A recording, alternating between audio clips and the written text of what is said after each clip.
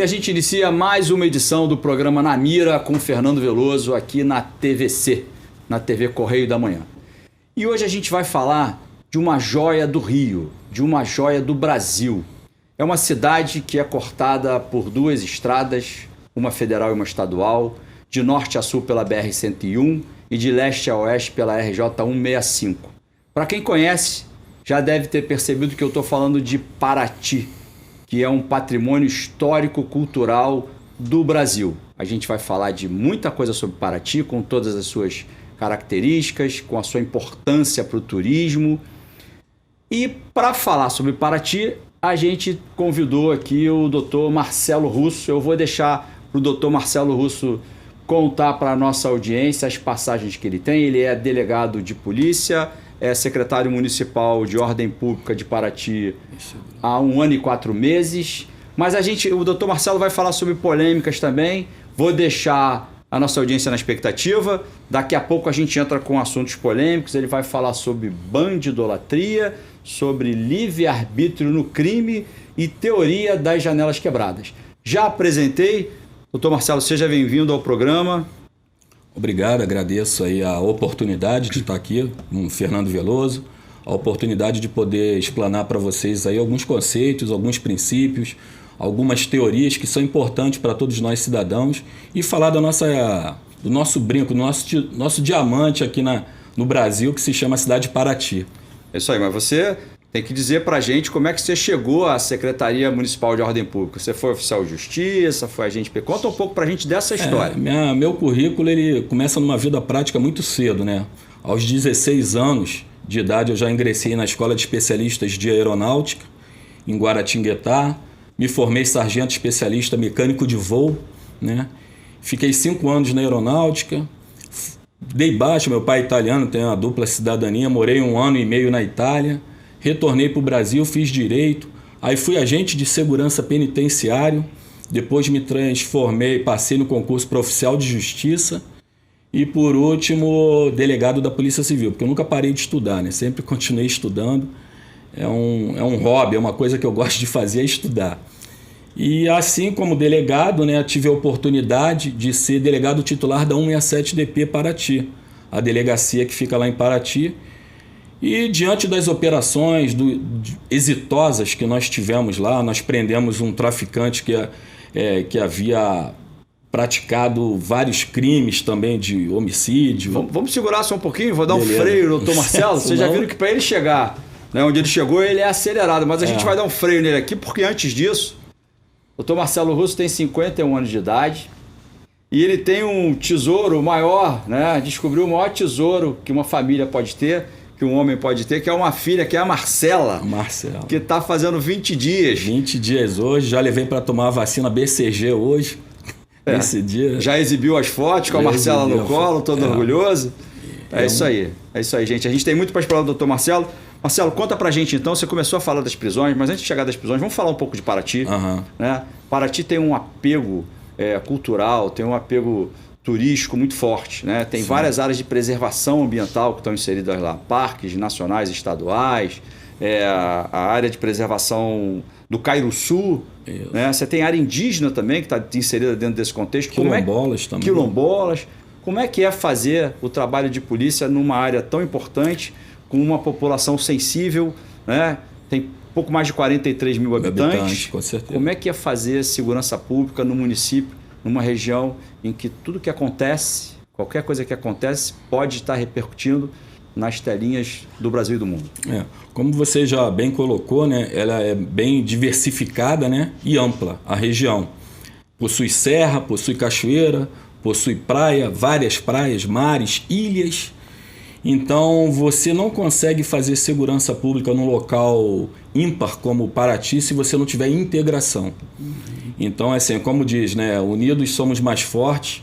Então, a base do sucesso da segurança e das ações em Paraty, dos órgãos públicos, ela está nessa integração. Polícia Civil, Polícia Militar, Corpo de Bombeiro, Guarda Municipal, a própria Prefeitura, com as demais secretarias, Secretaria do Meio Ambiente, Secretaria de Urbanismo.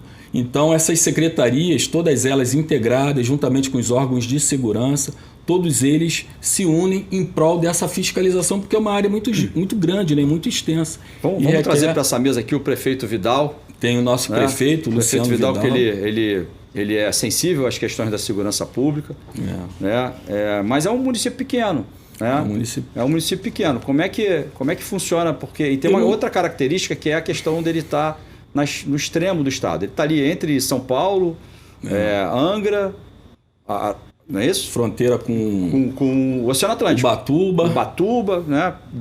Subiu a serra, você está em Cunha, São Paulo. Então isso está no extremo. Para as forças policiais, para a gente entender aqui, para quem é de Paraty ou para quem mora e precisa da segurança em municípios pequenos, a gente vai falar de coisas aqui que podem ser semelhantes. Para as forças policiais, tanto para a Polícia Militar, para a Polícia Civil, como até para a Polícia Rodoviária Federal, por estar no extremo do estado, isso gera um fator de mais complexidade, logística, logística, para você ter viaturas, para conseguir lotar policiais, porque ou eles moram ali perto, ou eles vão ter que fazer de Angra para lá, qual é a distância? 100 quilômetros, vamos botar em 100 quilômetros. Então, ou o policial mora naquela região próxima ali, ele tem que vir de outro ambiente. Como é que funciona essa integração? Como é que é a atuação do município na segurança pública? Bem, realmente, como você colocou, nós temos um prefeito, né, que é o prefeito Luciano Vidal, que ele é bem sensível e ele preza muito por essa articulação. Então, ele está sempre procurando trazer suprir, né, as necessidades tanto da Polícia Militar, que ele conseguiu trazer a 2ª Companhia Independente da Polícia Militar para Paraty, né, fazer uma companhia independente, transformar aquilo ali num batalhão, ou seja, você fica desvinculado do 33º Batalhão, que é o Batalhão de Angra dos Reis. Isso dá uma certa autonomia e uma certa força de segurança pública muito mais presente, né, que se faz muito mais presente de forma ostensiva, de forma preventiva. Então, essa foi uma da busca que ele conseguiu êxito. E também a Polícia Civil, ele está sempre ali, o que vocês precisam? A delegacia nós vamos fazer uma reforma agora, Veloso, que nós conseguimos uma verba através da Prefeitura de R$140 mil para reformar a delegacia 167DP Paraty.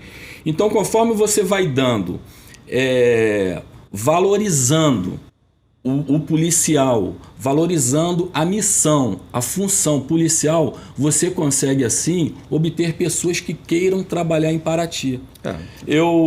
Um dos atrativos que eu digo é esse: quando você chega para um policial civil que está em Angra, que está numa outra região, quer vir trabalhar com a gente, lá a gente vai ser bem acolhido, vai ser respeitado, a gente vai estar tentando buscar suprir todas as nossas necessidades para as demandas serem executadas.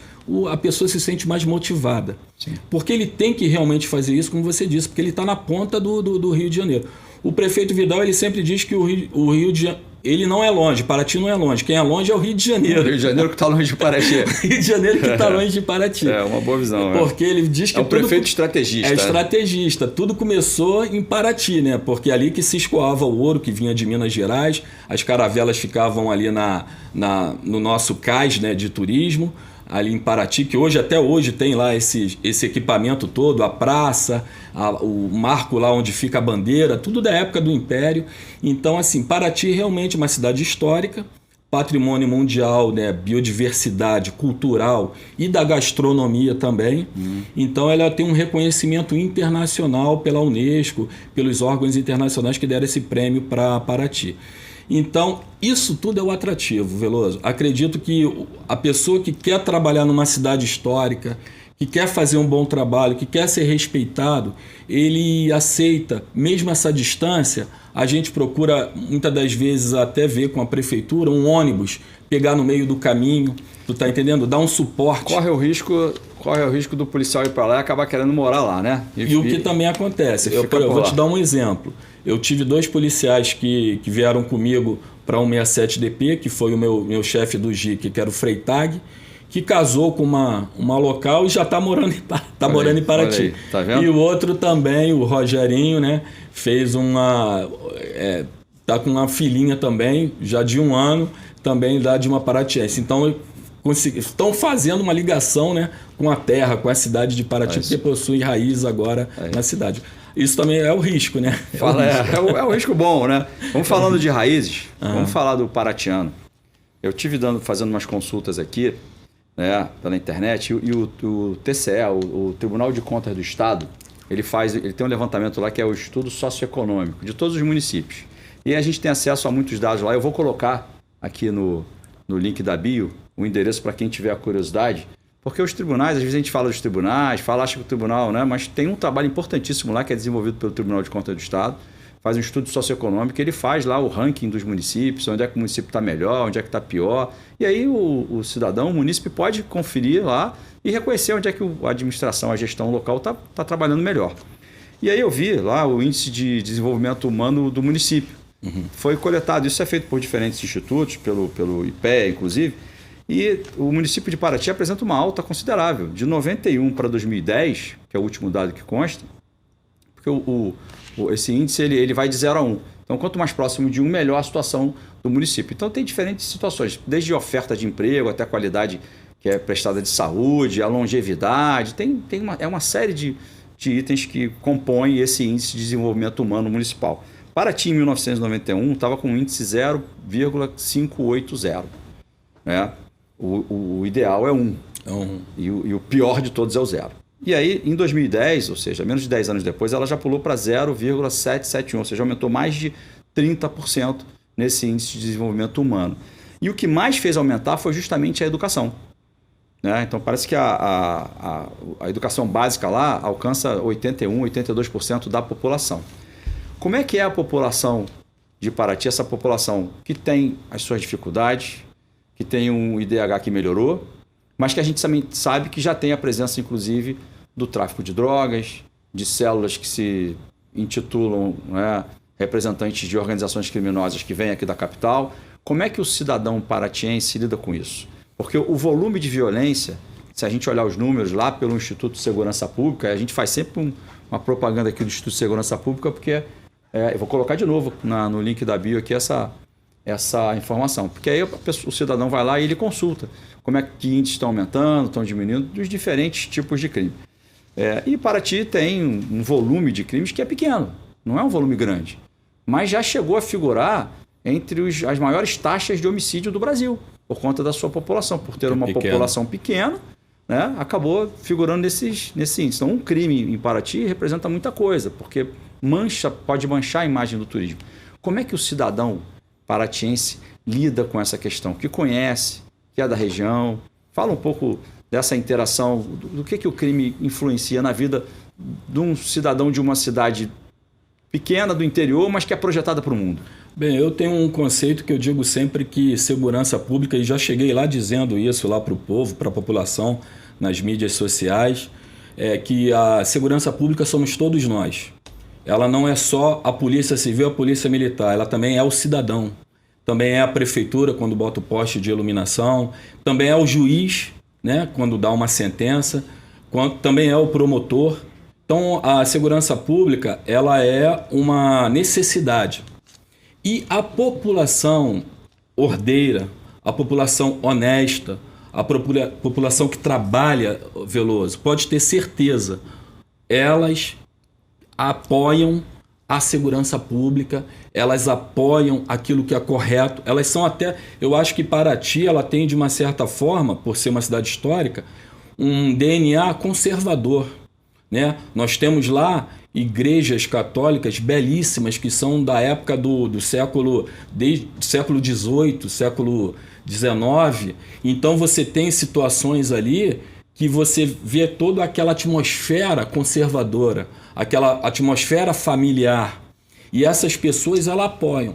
Lógico que sempre é a minoria. Sim. O crime é aquele que você tem uma comunidade. Vou dar um exemplo. Tem 2 comunidades lá, Mangueira e Ilha das Cobras. Se você pegar ali, 90% são trabalhadores. Até mais de 90%. Estou generalizando aqui. 90% de trabalhadores, de pessoas honestas, de pessoas trabalhadoras. Por quê? Porque Paraty também tem um DNA, uma vocação para o turismo. É muito fácil uma pessoa lá que, sendo local, conseguir sobreviver. Entendeu, Veloso? Trabalhando honestamente. Não precisa praticar o tráfico.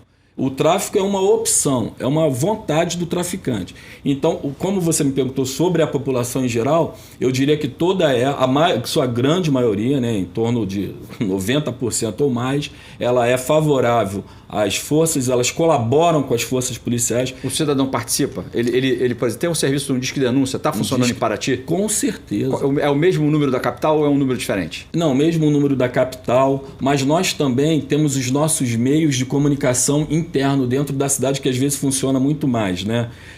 E aí, por exemplo, a própria delegacia 167DP, nós tínhamos um canal aberto de WhatsApp, nós temos telefone, ainda tem esse telefone? Grupos, temos então grupos. A gente vai colocar esse número aqui, você vai passar pra gente? A gente pode colocar esse número aqui? Nessa gestão, uma outra gestão, né, da minha gestão, nós tínhamos essa participação direta, nós temos também grupos de segurança pública de WhatsApp de Paraty. Então, como se fossem grupos comunitários. Por exemplo, amigos do Caborê. Sim. Então, você está lá naquele grupo ali, e ali todas as demandas, elas são postas. O cidadão hoje que está ouvindo a gente, paratiense que está ouvindo a gente, que se enquadra nesse perfil, ele não quer bagunça, ele não quer o desvio, ele tem a consciência de que ele tem que atuar como cidadão, exercer a cidadania. E ele participa. Né? Como é que ele faz para participar? Que canal que você sugere ele procurar agora? Olha, como a cidade é pequena, existe até o canal direto. Em abordagem, vão na delegacia, eles nos abordam nas ruas. Nós temos também um canal muito bom que são os Disque Denúncia, né? E também as ferramentas de WhatsApp, grupos de WhatsApp. Então o Disque Denúncia é aquele 2253 1177. Então a gente vai colocar aqui. Isso aí. E nós temos também os grupos de WhatsApp, que são grupos locais, geralmente de bairros, de regiões, em que eles funcionam muito bem nas denúncias. E como é que é a Guarda Municipal? Vamos começar a entrar no município aí. O município tem 1.700 pouco mais de 1.755 servidores, segundo aquele levantamento do TCE. Correto. Que eu citei aqui. Como é que funciona com a Guarda Municipal, essa interação desse cidadão com a Guarda Municipal? Tem um canal 153, né, o telefone 153, 153, o telefone da Guarda Municipal. A Guarda Municipal também, como eu boto lá na delegacia, nós temos um balcão de atendimento, então também as pessoas utilizam muito isso, porque às vezes o telefone não consegue falar, ou então é mais prático. Sim. A cidade é pequena, então ela está ali na mobilidade, ela vai lá na Guarda, tem um balcão e deixa a denúncia dela. E nós temos os nossos grupos também de WhatsApp, em que tem elementos da guarda, da fiscalização, que estão sempre atentos às demandas. Então, nós podemos dizer que a Guarda Municipal hoje ela tem 61 guardas, né? E aí nós temos um número ainda inferior em relação ao número de habitantes. Uhum. De acordo com a lei federal das guardas municipais, essa lei 13.024, o Estatuto da Guarda Municipal. O Estatuto da Guarda, nós deveríamos ter em média aí de 90 a 120 guardas municipais. Mas olha, isso aí, prefeito, ele está aproveitando o gancho aqui para já apresentar uma demanda para a contratação de mais guardas. Daqui a pouco eu vou perguntar a ele se vai ter concurso para a Guarda Municipal, mas vamos lá, não foi combinado. Não tem nada combinado aqui não. Eu estou aproveitando, estou levantando aqui. É isso aí. Então assim, nós atendemos as demandas a contento.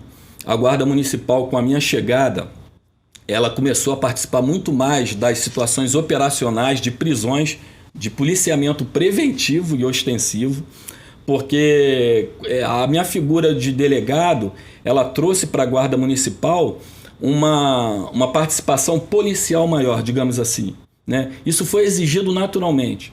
As pessoas me traziam a demanda e eu não podia deixar de fazê-lo, né? Eu tinha que resolver o problema. E aí, nessas situações, nós efetuamos várias prisões de traficante, Veloso. Traficantes com arma, com droga. A Guarda Municipal. A Guarda Municipal. Mas como sozinha, é que fica essa situação da Guarda Municipal? Desarmada. Desarmada. Porque isso é uma discussão polêmica. Eu entrevistei aqui, algumas semanas atrás, o comandante da Guarda Municipal do Rio. Né? Falou sobre esse assunto, colocou para a gente uma ideia que está sendo desenvolvida dentro da Guarda Municipal da capital. Como é que funciona isso? Como é que o guarda lida com isso? A guarda tem as armas não letais, né? E quando ela está numa situação que pode haver algum risco, aí nós partimos para integração, né, com outras forças. Aí nós fazemos as operações integradas, as operações conjuntas. E com a minha facilidade da Polícia Civil, geralmente eu chamava uma guarnição da Polícia Civil, da 167DP, para participar junto conosco dessas prisões. E eu já ia também com o meu colete armado, e aí também já se somava mais uma pessoa com arma, e a gente com esse, digamos assim, né, com essa engenharia, a gente conseguiu êxito de prisões maravilhosas, de traficante com 400 pinos de cocaína. Nós prendemos, teve semana que a Guarda Municipal prendeu mais do que a PM. Antes de ser companhia, né? Que agora com a companhia independente... Continua aproveitando que está lançando a disputa aqui para ver quem é que prende mais. E aí ganha, todo mundo ganha. Mas ganha deixa eu atravessar um assunto da Guarda Municipal aqui. Você está falando, eu estou me lembrando do episódio que eu tive em Paraty, porque eu sou fã de Paraty. Sim. Né? Quem dera Paraty fosse um pouco mais perto, para a gente chegar lá mais rápido. Né? Porque é muito bom quando a gente está lá. Em Paraty, eu percebi um sistema que me pareceu até avançado, que é aquela questão do estacionamento. Você faz a leitura lá com o telefone e tal, né? Como é que está funcionando isso? O Paraty rotativo. O Paraty rotativo. Isso está funcionando porque eu lembro que um amigo teve um problema com isso. Sim. Porque ele não fez direito o que tinha que fazer, não tinha conhecimento, não fez no telefone, aquilo ficou rodando direto. Então era como se ele tivesse ficado parado com o carro 3 dias. Eu imagino que algum telespectador nosso possa ter tido esse problema ou tenha conhecimento de alguém que teve esse problema. Eu, por acaso, tive um amigo que foi a Paraty e aquilo parecia muito prático, muito moderno até. Você não tem que ficar comprando nada de ninguém. Você baixa o aplicativo, faz uma leitura ali, salvo engano, um código de barras ou um OCR. Só que aí ele esqueceu de fazer o que ele tinha que fazer no aplicativo. Era como se o carro dele tivesse ficado parado lá direto. Como é que está essa situação? Não fique preocupado, né? O turista que passar por essa situação, não fique preocupado, porque esse aplicativo ele já está sendo aperfeiçoado, já foi aperfeiçoado. Eles ampliaram as cabines, né, de pessoas fisicamente que podem resolver o problema. Se você chegar lá e demonstrar o problema, como é que foi a situação, rapidamente eles sanam esse problema, entendeu? Ele é sanado, ele é resolvido e você vai ficar satisfeito com o serviço. E também a forma que também estão utilizando são os comércios. Os comércios agora têm a maquininha. Você vai, você tem aí o negócio do estacionamento, aí você passa lá e paga ali na hora, numa maquininha do comércio. Ou seja, eles aumentaram a capilaridade da forma de pagamento. Isso daí facilitou bastante, entendeu? Que bom. Então isso daí, o aplicativo as pessoas estão até usando menos, em virtude dessa capilaridade maior de forma de pagamento. Então você que vai para Paraty, que vai com o seu carro, agora não deixe de pagar, porque se não pagar o guarda vai passar lá, vai olhar sua placa, vai ver que não tá vai habilitado. Ficar uma dívida lá, né, no sistema de Paraty rotativo, mas não está gerando ainda uma multa, não. Não está gerando multa. Vamos começar a entrar num assunto polêmico? São tantos aqui, vamos levantar logo um, porque a gente levantou a expectativa aqui. O Dr. Marcelo falou da história pra gente dele, foi oficial de justiça, passou pela aeronáutica, né, tem formação em direito, delegado de polícia, agora secretário municipal de ordem pública de uma cidade importante como Paraty. Passou pelo sistema penitenciário também. Fez o CISP também, né? Fez o curso de inteligência. Então ele com muito pouca idade, ele já tem um conhecimento amplo. Como é que é essa história de bandidolatria, doutor Marcelo Russo? É um movimento, né? Eu acho ideológico, que a gente vem percebendo ao longo dos últimos anos, de você demonizar o policial e a atividade policial e, de uma certa forma, ter uma leniência, um bandido, criar a figura do bandido inocente, né? O bandido inocente, o vítima da sociedade, e aquele comportamento meio que carinhoso com o criminoso, com o que pratica o delito, em detrimento do policial, que é tratado como um inimigo da sociedade. Parece até que o direito penal do inimigo ele é aplicado no Brasil, mas ele é aplicado contra o policial, que a imagem do policial ela é denegrida, o policial ele fica logo afastado, ele vai logo preso, todo mundo faz uma pressão imensa para você punir aquele policial, e às vezes até sem provas suficientes. Ou seja, o direito penal do inimigo é aplicado no Brasil contra o policial. Então a bandidolatria ela não passa de um movimento em que você glamoriza o crime. Nós tivemos telenovelas no Brasil em que o criminoso é uma cara boa pinta, que tem as melhores mulheres, o melhor carro, cheio de cordão de ouro, e aí você, ao mesmo tempo, você vai formando uma mentalidade no imaginário, principalmente das crianças, dos jovens, daquela pessoa que está em formação e às vezes não tem um lar estabilizado, né? Não tem uma estrutura familiar ainda concreta. Ele vai se deixando levar por esses sinais de ostentação que seduz para que o jovem entre na prática delitiva. Então, isso é a bandidolatria. Nós temos que, de uma certa forma, rever nossos valores para não invertê-los, porque o herói da sociedade é o policial. Existem policiais que cometem crimes, que são corruptos. Existe. Toda a classe profissional tem os seus maus profissionais. Era aí que eu queria entrar. A gente sabe que esse assunto é polêmico, né? A leitura que você faz de bandidolatria, isso está na sociedade, essa discussão está aí. E é importante porque aqui, no programa Na Mira com Fernando Veloso, aqui a gente enfrenta o desafio do debate e a gente vai esmiuçar, por isso que é na mira. Aqui é como se a gente tivesse um sniper nos assuntos aqui. Então a gente vai direto ao ponto. É inegável, isso é inegável, eu acho que é difícil a gente dizer que isso não acontece. E isso está de alguma maneira influenciando, principalmente a faixa etária mais jovem, e isso complica, né, a missão que o Estado, o poder público tem que desempenhar para garantir segurança para as pessoas. Mas, por outro lado, existe o excesso. Existe o desvio, existe o abuso de poder, que acontece, como você já começou muito bem dizendo, não só pelo agente policial, mas por todo o agente público. Né? Isso fica mais visto na ação do policial. E aí, o que a gente diz para as pessoas que fazem um contraponto a isso, né, lá com os seus argumentos, o que a gente diz para essas pessoas quando elas dizem assim, olha, sim, delegado, mas acontece que existe muito abuso, existe muito desvio, né? Pelas pessoas que têm esse poder de agir, elas acabam abusando desse poder. Responde essa pergunta. Olha, eu diria para essas pessoas que nós seguimos uma ideologia no Brasil, ela é um pouco marxista. O marxismo cultural domina um pouco as nossas mentes, né? Nós temos que também olhar os desvios de conduta e cobrarmos não só dos policiais ou dos agentes públicos, mas do criminoso também. Não existe nenhuma vontade, nenhum clamor, nenhuma movimentação assim, vamos acabar com o Comando Vermelho, vamos acabar com o Terceiro Comando, vamos acabar com essa criminalidade insana que bota a população de bem nas comunidades carentes como vítimas em tribunais de exceção.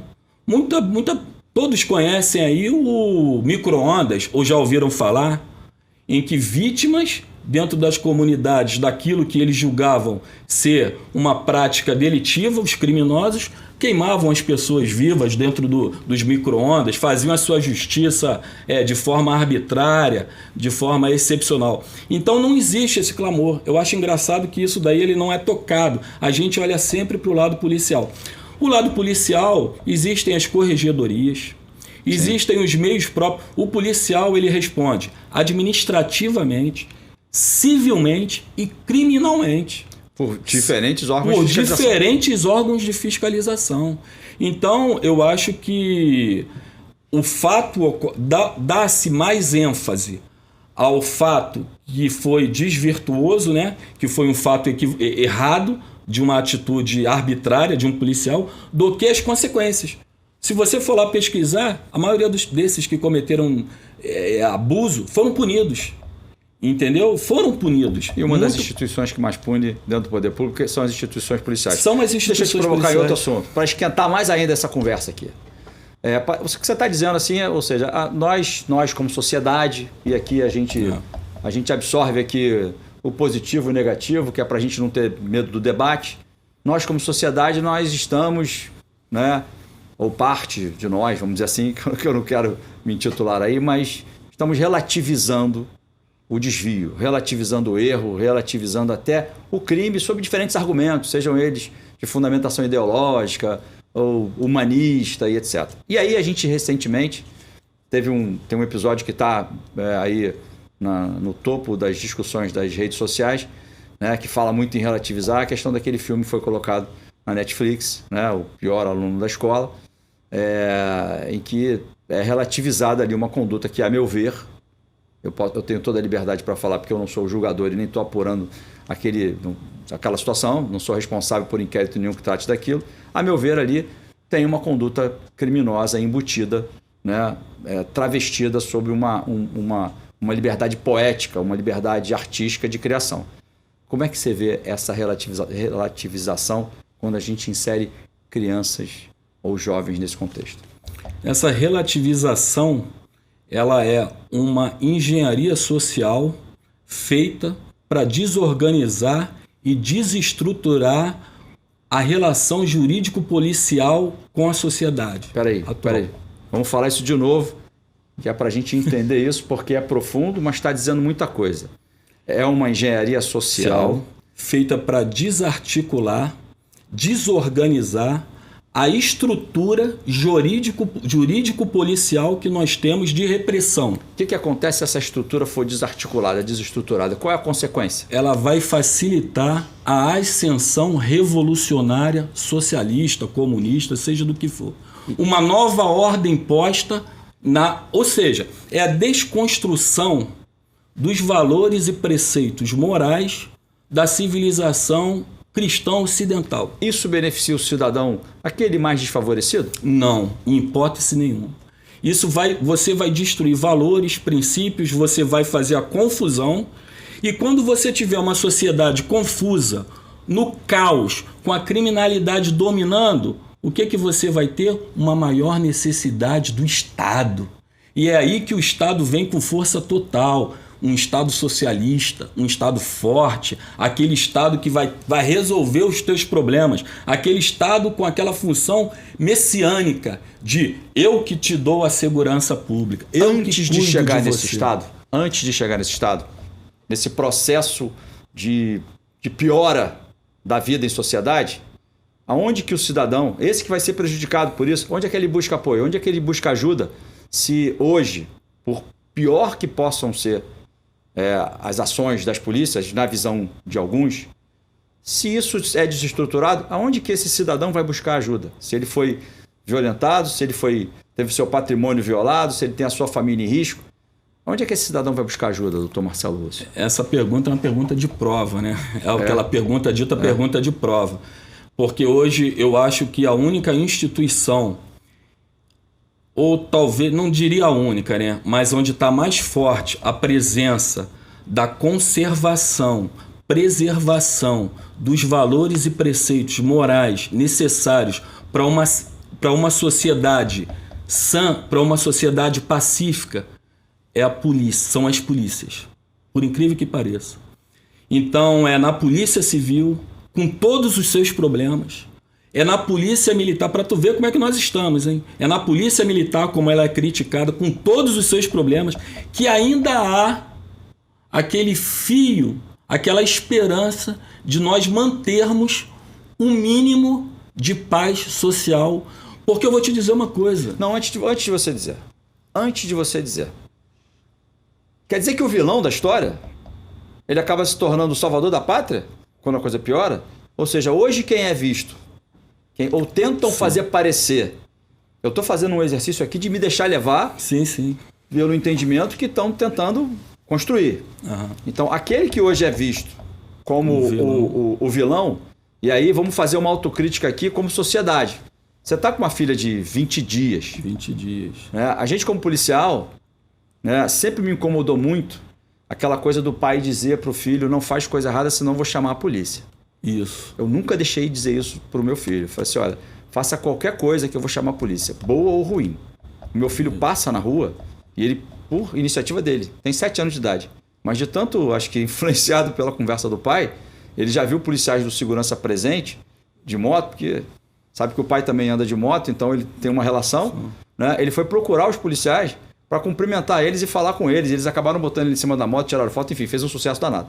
Estou querendo dizer que na minha casa, a polícia não é pintada, não é desenhada como vilã.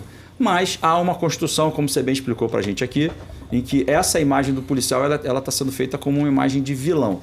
Só que o desenvolvimento, o raciocínio que você está passando para a gente, para o telespectador da TVC, é de que se a situação piora, né, se essa coisa continua evoluindo da forma como querem que evolua, hoje quem é pintado como vilão vai ser justamente aquele único que ainda pode te salvar, porque uma sociedade em atrito, ela gera agressores e ofendidos, ela gera autores e vítimas. Isso faz parte da relação humana. Eu acho que a polícia ela acaba sendo a tua última tábua de salvação, porque todos os mecanismos que não são assim, que diriam administrativos, civis, religiosos, culturais, todos eles, quando eles vêm falhando na sociedade, e aí vai tendo as ocorrências, né? Os crimes vão acontecendo, as tragédias vão acontecendo, para na polícia, é a polícia que resolve. E muitas das vezes o que nós sentimos assim, a tristeza, é que nós não estamos quase que sozinhos nessa caminhada.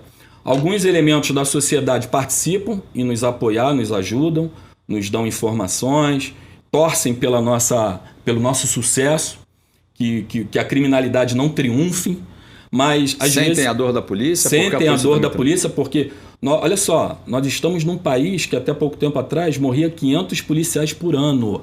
Isso não acontece em lugar nenhum do mundo. Policial convencional, regular, enfrenta criminoso com arma de guerra. Isso não tem em lugar nenhum do mundo. O Brasil é um país perigoso? Porque nossos números, nós temos 2 vezes mais o número de média de roubos do planeta. Nós somos perigosos? Somos. E perigoso não só para a sociedade, Veloso, nós somos perigosos até para o policial. Ser policial é perigoso. Você cair numa falsa blitz e descobrirem tua carteira de policial, você está perdido. Reze para te matarem logo, para não te levarem para um local para te torturar. Vamos deixar o doutor Marcelo Russo dar uma respirada, porque eu provoquei ele aqui intencionalmente. Eu sabia que ele ia ficar ofegante, vibrando. Ele está vibrando aqui. Eu não sei se a TV consegue transmitir essa emoção. A gente está vendo aqui a energia sobrando dele aqui. Eu vou deixar ele dar uma respirada. Eu sou emocional demais. Mas que bom, isso aqui é um entrevistado bom, que ele se emociona. A gente provoca, ele vem junto. Vamos dar uma respirada, deixar o doutor Marcelo dar uma respirada, né? E vamos falar, porque tem gente que diz que o problema todo é educação, tudo se resolve na educação. É claro que a gente não está falando aqui, ninguém está dizendo que todos os problemas se resolvem com polícia. Polícia, né? Eu tenho dito isso, já disse muitas vezes que a polícia ela tem que ser mais coadjuvante do que o ator principal dessa história, e esse é o papel dela. A polícia é mais ou menos como aquele juiz bom. Quem era o juiz? Não sei, que eu nem reparei. Nem reparei que tinha juiz. Quem tem que ser visto são os jogadores. A polícia é mais ou menos assim. Se a polícia atua bem, quanto melhor ela está, menos ela é vista. Mas tem muita gente que fala de educação, e é claro que a educação tem importância. Vamos falar de educação e de trabalho, né, e de emprego. Vamos falar de Paraty, porque a gente está falando aqui de Paraty, né, da joia do turismo do Brasil. O trabalho em Paraty, lá pelo Estudo Socioeconômico do Tribunal de Contas do Estado, eu vi que as oportunidades de emprego que mais aumentaram foram na área de água, esgoto e gestão de resíduos de descontaminação. Foram mais 60% de vagas nessa área. O que diminuiu foi na área da construção, ou seja, as vagas que normalmente eram abertas de emprego na construção diminuíram 40%. E os serviços, que é uma atividade predominante numa área de turismo, porque tem muito serviço, emprega muita gente, ele está oscilando ali mais ou menos o mesmo número, aumentou 1,5%, isso não mudou muito. Paraty tem, segundo a Relação Anual de Informações Sociais, o famoso RAIS, 8.376 vagas formais abertas. É claro que tem muito mais que isso, a gente já disse que tem 43 mil pessoas na população. Como é que você vê essa questão da oferta de emprego em Paraty e da influência que isso pode ter na captação de recursos humanos para a criminalidade, ou seja, aqueles jovens que acabam se desviando? Como é que você vê, qual é a tua leitura como secretário de Paraty dessas oportunidades que estão sendo geradas? O prefeito Luciano Vidal, já falamos dele aqui, ele é um prefeito ativo, super atuante, está sempre nas redes, fala toda hora. Ele é de Paraty, né? Ele é um defensor, né, ferrenho de Paraty, que ninguém chega em Paraty para fazer nada de mal lá, porque vai começar enfrentando, antes de enfrentar o delegado, vai enfrentar o prefeito. Mas como é que você vê essas ações? Como é que elas estão avançando? Né? Essa relação emprego, trabalho, economia e criminalidade. Eu vejo que a atuação política do prefeito Luciano Vidal, ela deveria cair aí no Brasil em destaque, ser destacada como talvez o melhor prefeito, não sei como estão os outros municípios, o melhor prefeito do Brasil na questão de busca por investimento e busca dessa qualificação das pessoas. Eu vou te dizer como está, desculpa te interromper pode, mas é porque vou te dizer como é que está. Em relação aos outros 91 municípios, não considerando a capital, Paraty é o 72º na relação do IDH. E é um município pequeno. Tá? Então, assim, houve um investimento, um incremento na questão de saneamento básico. Ele está fazendo várias usinas, como se fossem usinas de saneamento. Talvez por isso tanto emprego nessa área. Por isso tanto emprego nessa área, com certeza. Essa é a cartada dele, né? Do nosso prefeito lá, Luciano Vidal. Ele também reformou as escolas municipais, dando um upgrade na educação, fazendo com que convencendo a população, né, de que a educação é o caminho.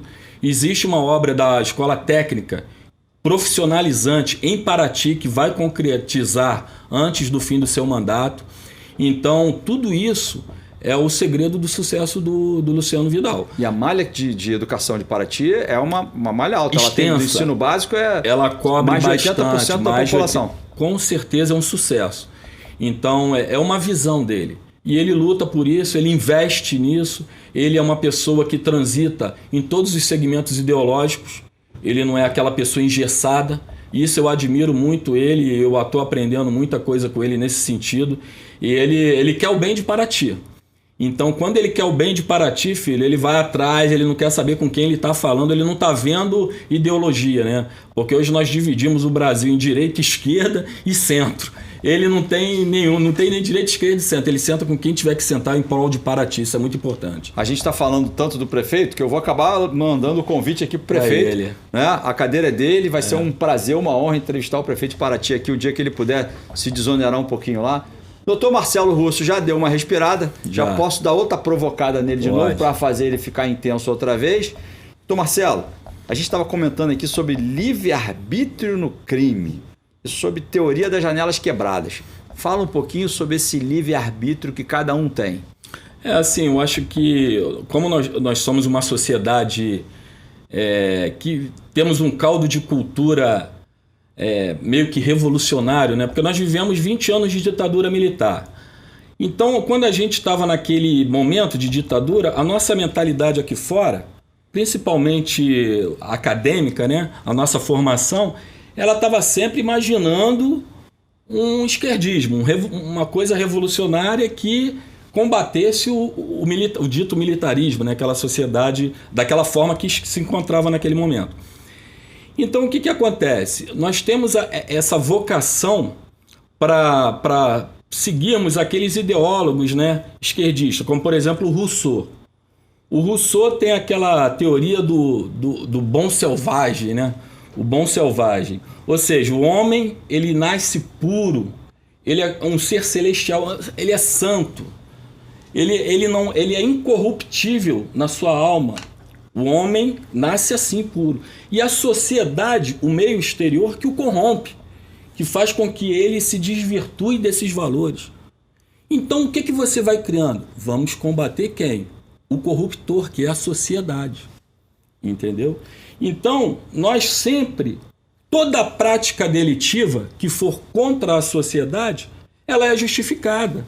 Nós temos uma leniência com ela, nós temos uma aceitabilidade maior porque o cara roubou, mas roubou também, né, coitado.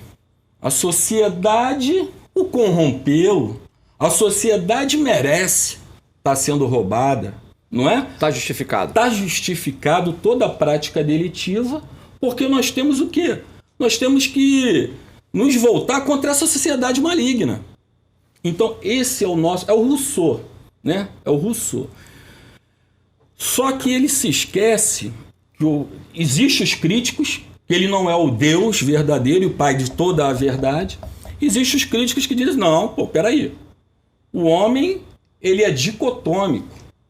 O homem nasce com o pecado original, aí você também tem que crer, né, numa religião, no preceito cristão da Bíblia, que o homem, ele nasce com o pecado original. E esse pecado original o faz um ser que dentro dele tem conhecimento da virtude e da corrupção, do bem e do mal. Então nós somos aquele ser que podemos, através de nós mesmos, aflorarmos tanto o bem quanto o mal. Daí o livre-arbítrio. Daí o livre-arbítrio, as pulsões.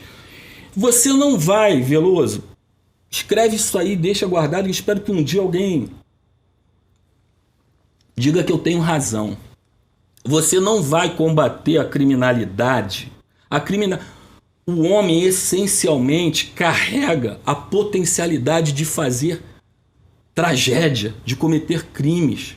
Mesmo o homem mais bom que você imagine que seja. Todos nós podemos nos transformar em monstros. Nós somos monstros. um criminoso em potencial. O que freia? É o nosso... Agora, nós somos diferentes dos animais. Nós temos a capacidade de dominarmos, de refrear o mal. E nós temos que ter essa capacidade aguçada, bem desenvolvida. O próprio Jesus fala, aquele que olhar para a mulher do próximo desejando já está pecando. Ou seja, o que ele está dizendo? Ontologicamente, o homem dentro de si possui a capacidade de estar o quê? Cobiçando a mulher do próximo. Ele tem o mal dentro dele. É normal. Deus falou isso. Então nós temos essa briga com nós mesmos. E ela não vai ser resolvida através da saneamento básico, porque agora tem uma escola, porque agora tem uma oficina de hip hop e de capoeira. Não vai ser resolvida. A criminalidade não será resolvida do lado de fora. Do lado de fora, vai ser resolvida dentro do homem. Tem que tratar o homem. Refrear esse mal. Dar armas para ele refrear esse mal. Tu tá entendendo? Porque ele pode a qualquer momento praticar alguma atrocidade, algum crime. E a partir do momento que você diz que o homem tem o livre-arbítrio de fazer o bem e fazer o mal, quando ele faz o mal, foi uma escolha que ele sabe que ele está fazendo mal. Escolha. Foi uma escolha, não foi vítima, ele não foi vítima, Veloso, ele não foi vítima da sociedade, ele não foi vítima, porque eu já vi pessoas que são criadas na mesma família, aí um é vítima, o outro não é. Não. Um vira criminoso, o outro vira policial e o outro vira padre. E aí, como é que você Vamos explica? equilibrar esse 7-1. Vamos equilibrar esse 7-1 aí. Não é Brasil e Alemanha aqui, não, mas vamos equilibrar esse 7-1. O doutor Marcelo tá voando baixo aqui, tá dando uma verdadeira aula pra gente e eu fico até constrangido de interrompê-lo. Né? Não, que isso. Mas o que acontece? É inegável que há condições que podem complicar a vida de uma pessoa. Alguns têm mais oportunidades que outros, alguns têm uma família para dar um apoio, e a gente sabe que hoje a família representa, se não tudo, muita coisa, e é um valor, é uma figura, né, que vem sendo desconstruída, infelizmente, ao longo dos anos. A gente falar de família, falar de devoção, falar de Deus hoje é uma coisa, nossa, retrógrada, do careta e tal. Careta. Mas, enfim, muitos têm essa... Né, quem tem esse esteio, esse apoio, tem melhores condições para tomar a sua decisão, para exercer o seu livre-arbítrio. Sim. Outros já vêm ao mundo numa maneira mais precária. E aí, acho que você está dizendo, eu vou tentar traduzir um pouco, né? Dizer isso de umas palavras diferentes, atenuando e elevando outros olhares, porque aqui é na mira. Sim, a gente está na mira lá e na mira cá. Correto. Não é porque esses outros, que por acaso possam ter sido não tão privilegiados, né? Por uma vontade divina ou por um acaso do destino, que estaria justificado a sua decisão, a sua escolha de erro. Essa decisão, como você disse, parte de dentro. Eu te interrompi só para... Não, eu fico muito feliz com essa interrupção e com essa colocação, porque aí eu vou ter a oportunidade de dizer o seguinte: toda a situação adversa circunstancial, familiar, social, pobreza, toda ela é influenciadora, mas ela não é determinante. Olha aí. Isso que a gente tem que ter em mente. Ela não determina, ela influencia. Lógico, seria desumano, seria ilógico eu chegar e falar assim, pô, o cara nasce num ambiente em que o pai espanca a mulher, espanca a mãe, é um homem violento, um pai violento. Lógico que esse cara, ele tem uma probabilidade de nascer com uma certa violência, dele se transformar num violento. Mas isso são influências, mas não determina. Porque no final da ponta da lança, ele vai ter o livre-arbítrio de ser violento ou não. Porque eu já vi muita gente fazer o contrário daquilo que recebeu de pai e mãe. Por que existem essas pessoas, né? Pô, tive um pai violento, a última coisa que eu quero ser na minha vida é violento com a minha mulher e meu filho. Da mesma forma. Lares absolutamente estabelecidos e seguros, e não tinha absolutamente a influência negativa nenhuma, que dali acaba saindo uma pessoa, né, desviante. Deixa eu dar um exemplo aqui, sim. narrar na realidade um fato que aconteceu agora, né? Essas pessoas que cometem erros, o que acontece com elas? Elas podem parar dentro do sistema prisional, né? Então a liberdade delas é cerceada e elas vão presas. Correto. E aí quando a gente olha para o sistema penitenciário, a gente vê o quê? A gente vê na sua maioria, na sua grande maioria, jovens. Todos eles muito jovens, que fizeram as suas opções, exerceram o seu livre-arbítrio, mais ou menos influenciados, e foram parar dentro da cadeia. E quando a gente olha para esse universo e conhece um pouco o universo penitenciário, a gente olha para essas pessoas e a gente ouve falas, por exemplo, de denominações religiosas, que têm um papel importantíssimo, né? Por isso que a fé ela é, ela é determinante, né, no encaminhamento dessas questões, e essas denominações religiosas, assim como outras pessoas que se voluntariam, vão ao sistema prisional para tentar criar uma ambiência ali favorável para que quando essa pessoa volte, ela volte diferente, para que ela promova novas escolhas que não as levem de volta para lá.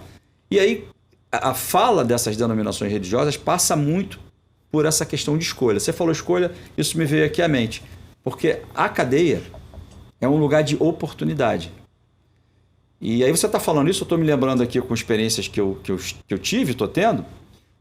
Ela é um lugar de oportunidade, porque o ser humano, quando está livre, ele desconsidera uma série de valores. Ele deixa de ouvir os conselhos da mãe ou do pai, ele se deixa levar por maus exemplos, ou se deixa influenciar, né, nessa influência negativa por outras pessoas e acaba cometendo, né, aqueles erros.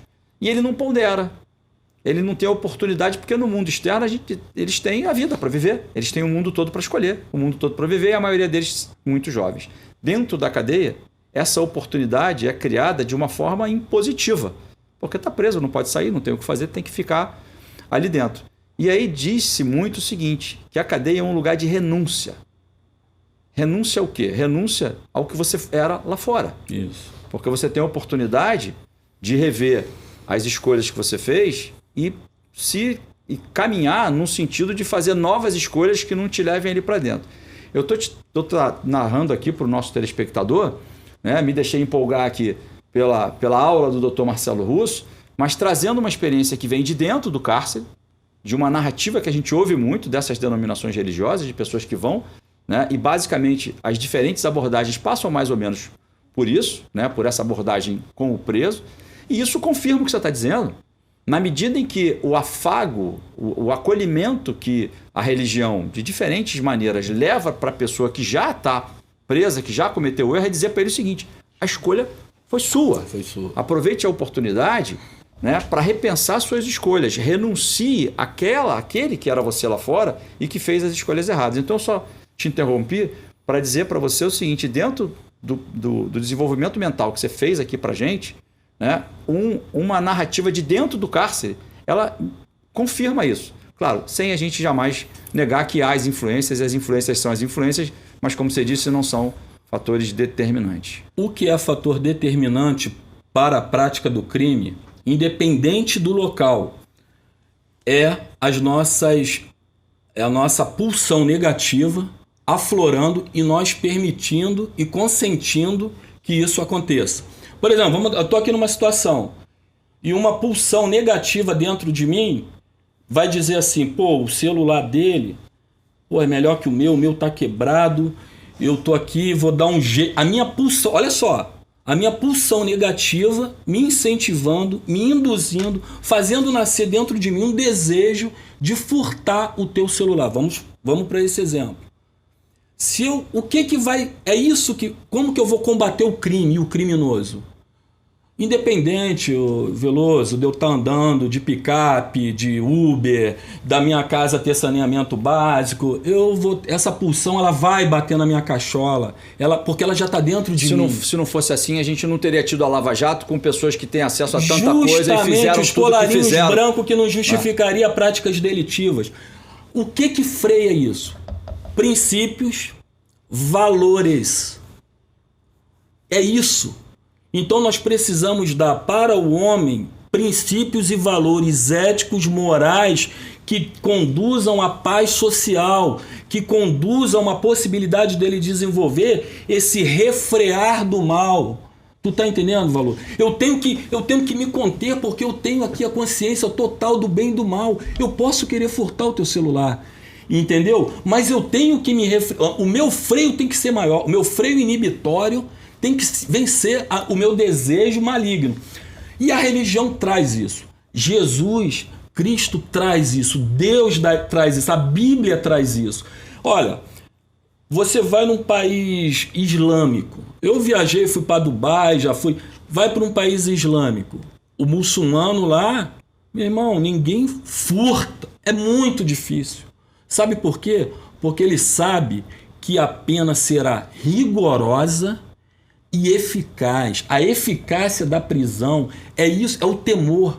Você tem que, além de dar... Aí já é o segundo plano. O primeiro que eu falei foi o quê? Refrear o mal.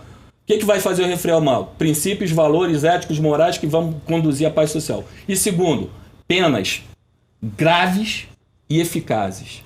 Porque você tem que ter aquela dissuasão. O cara tem que ter medo de praticar o crime. Agora eu vou aplicar uma pena grave aqui, doutor Marcelo Russo. Que a gente já estourou o nosso tempo. Não eu acredito. Me deixei Passou empolgar, mesmo? já pagou. Eu falei que a gente, acredito nisso. Que o tempo do programa não ia ser suficiente, a gente já estourou. Eu tô aqui, vou levar uma bronca aqui do Magna Vita, com certeza, falar, mas não vai ser por isso que a gente vai deixar de falar, né? Vai ser um prazer te receber aqui de novo, né? A gente poder continuar. Tem tanta coisa que a gente pode falar sobre uma onda de desencarceramento, né? Direito penal mínimo. Direito penal mínimo. A teoria das janelas quebradas a gente prometeu, já acabou não falando, então a gente vai ficar devendo isso aqui para a audiência da TVC. Eu vou concluindo o programa aqui, dizendo para você, se você gostou, né? Esse programa vai ao ar na TVC, ele vai ao ar no canal do YouTube, você se registra lá, ativa o sininho, né? Isso ajuda a gente a ver a programação, o que está agradando, o que não está. A gente está aumentando bastante a audiência, sinal de que a gente está indo no caminho certo. E eu vou caminhar de fato para a conclusão, doutor Marcelo Russo, reiterando aqui o nosso convite para o nosso prefeito Luciano Vidal. A cadeira dele, vai ser um prazer a gente poder falar mais sobre Paraty. Eu queria ter falado mais ainda sobre Paraty, mas o doutor Marcelo Russo traz tanto conhecimento que o programa ficou pequeno, precisamos de um outro. Para terminar o programa com chave de ouro, diz para a gente o seguinte: o que o secretário municipal de ordem pública, o delegado de polícia, com a história que você tem, com tudo que você falou aqui, tem para dizer para o cidadão paratiano? Eu posso... o paratiense, né? O paratiano é o que vem de fora e fica... Eu sou paratiano, né? Você é paratiano. Sou considerado paratiano. Então diz para os dois, para o paratiense e para o paratiano. Porque afinal de contas são 43 mil morando lá, mas nas épocas de festas tem mais paratiano do que paratiense, não é isso? Isso aí, então, com certeza. Eu gostaria de dizer que cada vez mais o paratiense, o paratiano, tem um orgulho da cidade magnífica que eles moram, que eles frequentam, e que eles confiem nos órgãos de segurança, confiem nos órgãos, na prefeitura, atual gestão, e que podem estar cientes de que nós estamos trabalhando para fazer o melhor possível dentro das nossas condições para a cidade de Paraty e para o cidadão. É isso aí. Obrigado, doutor Marcelo. Gente, obrigado pela audiência. Acompanhe a gente aí na TVC, na TV Correio da Manhã. É o programa Na Mira com Fernando Veloso.